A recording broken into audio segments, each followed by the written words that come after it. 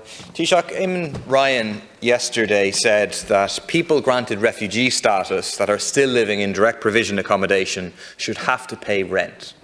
I'm sure, Taoiseach, you have visited direct provision centres. I'm sure you'll agree that we're not talking here about luxury penthouse suites or detached houses or nice apartments or anything like that.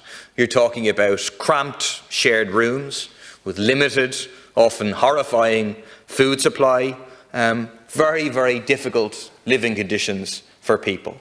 There's around 40 people who've been living for over 10 weeks in a tent in Tralee, with the wind shaking the tent around them as they try to sleep, and with around 300 people total in direct provision living in tents as we speak.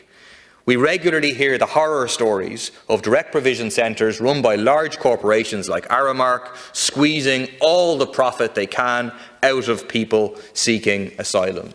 It seems utterly monstrous that the government would now try to imitate those companies and squeeze people who have nowhere left to turn during this cost of living and housing crisis, threatening them with homelessness if they don't cough up the money. Will you please pledge that nobody in direct provision or any emergency homeless accommodation should have to pay to live in such deplorable conditions? Deputy Murphy raised direct provision centres and the comments by Minister Eamon Ryan yesterday. Where someone is fully employed and are in a position, they are now citizens of the state, they're in positions maybe for 2 years or 3 years to have left direct provision but have chosen not to, and are on good salaries and so on like that, or like anyone in social housing or like anybody in any rental situation, that's some contribution. It doesn't have to be a market rent, and no one's suggesting that, but a contribution, given the enormity of the challenges that the state is now facing, is not unreasonable.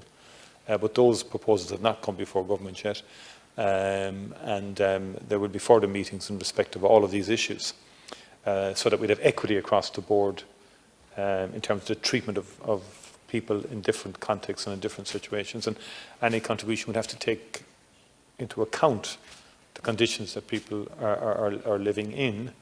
But there are very substantial numbers now in direct provision who have been in a position to leave direct provision for quite some time now, but have chosen not to leave direct provision. This is even before the current crisis, and it would have been prior to last year. There would have been up to 1,000, I think it's probably higher now, over 2 years ago, who would have been in direct provision, who could have left, but decided to stay in direct provision. And I'm talking about people in employment now in particular.